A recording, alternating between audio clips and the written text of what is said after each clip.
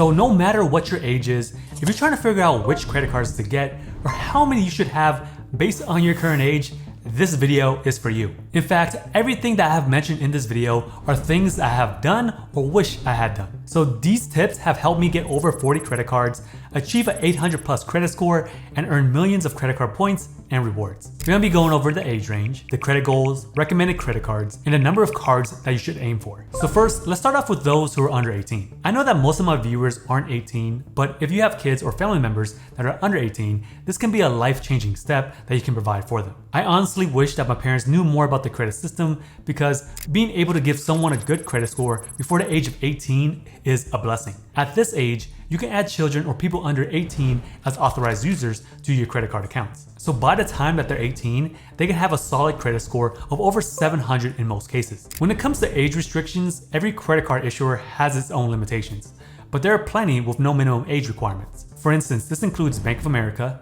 Capital One, Chase, Citi, and Wells Fargo. Those that do have age restrictions include American Express, Barclays, Discover, and US Bank. Now, whenever you are thinking about adding your kid as an authorized user, just note that this will only be beneficial to them if you have a great credit profile. This means that you have on-time payments and a low credit utilization. If you have delinquencies, late payments, or maxed out credit cards, I don't recommend adding your kids since they will be adopting that negative info. The best situation is to add them to old credit cards with high limits. Another thing to make note of is that there may be a cost of adding authorized users. Most credit cards with no annual fees allow you to add authorized users without an extra charge.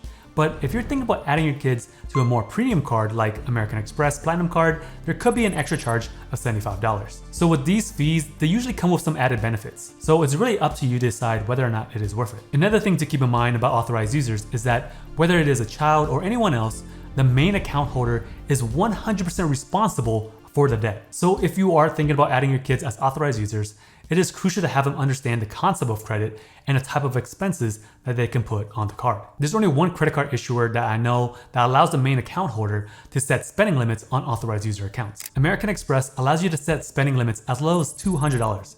This could be a great way to keep an eye on charges before they get out of hand. Now let's move on to our next category, which is for those ages between 18 and 22. This is when people are starting their adult lives, such as going to college, entering the workforce, or maybe even joining the military. In general, at this age range, you probably don't make that much money or have that much income. So if your parents have added you as an authorized user, you'll likely have better odds of getting approved for a wider variety of credit cards than if you weren't. The two types of cards that I recommend in this age range is secure credit cards and beginner or college credit cards. The key thing at this age is that, especially if you never had a credit card before, is to understand how credit works and how it affects your personal finances. So just keep in mind that whatever you put on a credit card, try to pay it off by the due date. If possible, try to pay it off before the statement due date because it better affects your credit score. So you want to get the hang of spending and paying them off on time because this is going to set the tone for later in life when you probably need credit the most. So let's first cover secure cards.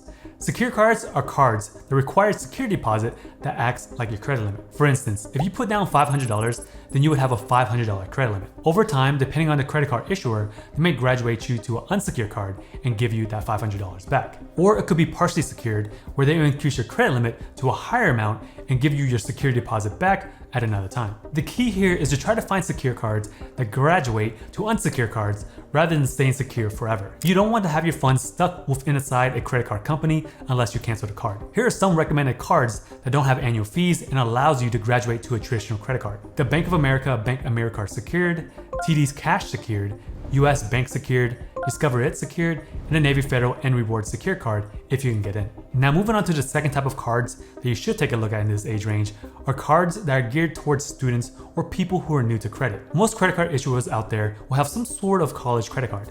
This includes Discover, Bank of America, Capital One, and Chase. I personally like the Chase Freedom Rise. If you have a total checking or savings account balance of at least $250, it will increase your odds of getting approved for this card. The reason why I like this card is that it is a solid option since it gives you 1.5% cash back on all purchases, plus you get a $25 bonus for enrolling in automatic payments. Right off the bat, This encourages good credit building habits. Plus, this is where you can start building a relationship with Chase for when you want to apply for one of the other credit cards. So personally, I think Chase has some of the best credit cards out there right now. Starting and nurturing your relationship with specific credit card issuers will increase your odds of getting approved for future cards with them. If you already have a checking or savings account with any bank or credit union, the likelihood of you getting approved for a credit card through them is going to be much higher since companies prefer to have relationships with their customers. You will be a few steps ahead of new customers who haven't built any relationship with that credit card issuer or bank. If you are in the military, and many people who join right after high school like I did, you most likely have a checking account set up for you automatically. So this way you already built a relationship with them and they already know that you're getting a paycheck every 2 weeks. So they're going to be more lenient to approving you. Plus, being in the military, you get access to Navy Federal Credit Union, which probably is the best credit union out there. On top of that, many issuers waive annual fees if you're an active duty service member. A prime example of this is American Express. But before you think about even applying for one of the cards, build up your credit a little bit first and just make sure that you can hit the minimum spend to get the welcome offer. So in this age range, you should aim for at least one credit card, maybe even two. So whether you're starting college or your career, you probably have a lot going on already, so there's really no need to maximize points and miles yet. So right now, just focus on responsible credit card use, paying your credit card on time and in full until you get comfortable with it. This will lay the foundation for your credit journey as you get older. So the main goal of this age range is to graduate to an unsecured credit card and build a solid credit score above 700. It is very possible for you to get a credit score within 6 months, and usually after a year of responsible use, it is likely that you'll be over 700. So by the time you're 22, you'll most likely be in a mid 700 range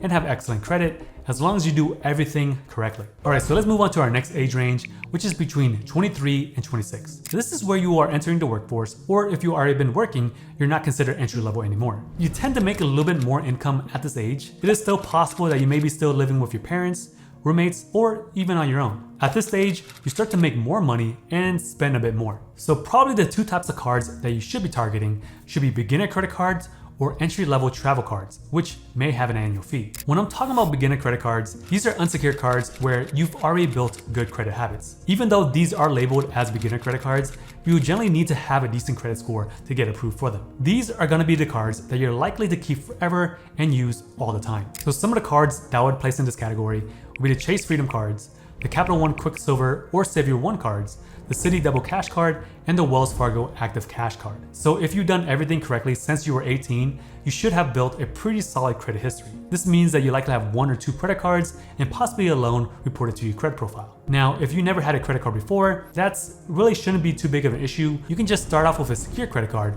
or apply for an unsecured card from the bank or credit union that you currently bank with. Now, even if you're older, you probably could progress more quickly since your expenses are likely higher. So some of the travel credit cards that I recommend in this range typically have an annual fee of around $95 to the 300s. This would include the Chase Sapphire Preferred, the Capital One Venture Rewards, and the MX Gold Card. So all of these tend to have great welcome offers or sign-up bonuses.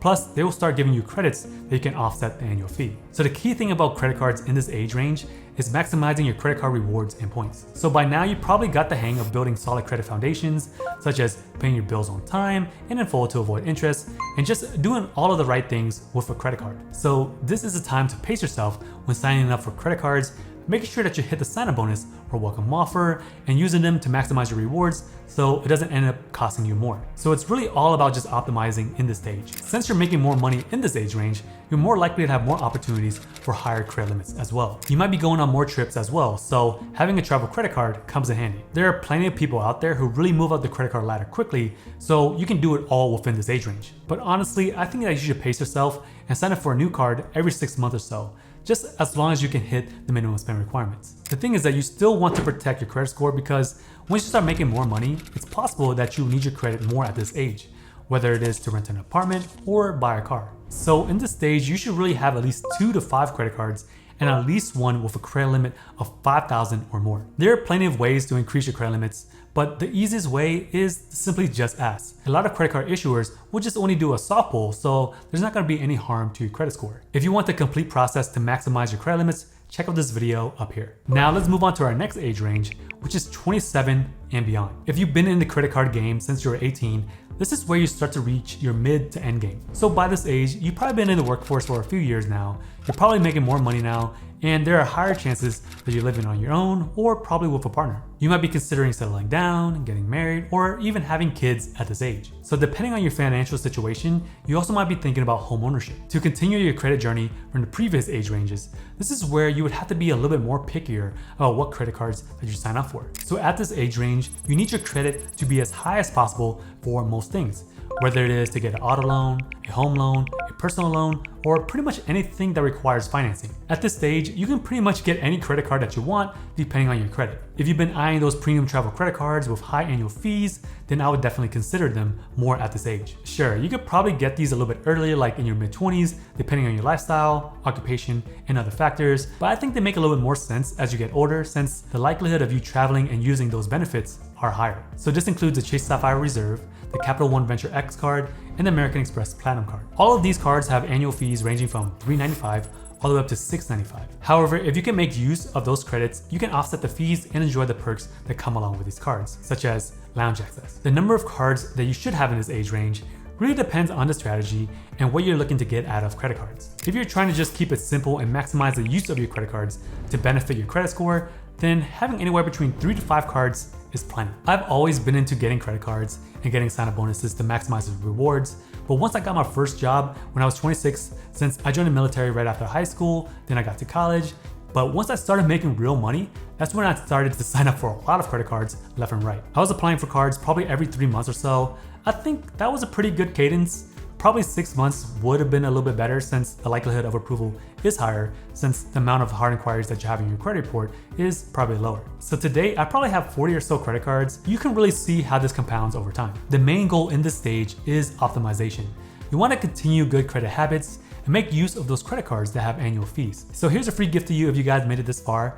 I do have a free online community called the Credit Collective where I offer free courses and monthly Q&As. If you want to learn more, the link will be down in the description. Earlier, I went over which credit cards that you should have by age, but if you had some slip-ups along the way, you're most likely not going to approve for any credit cards. So watch these videos over here to help you repair and fix your credit.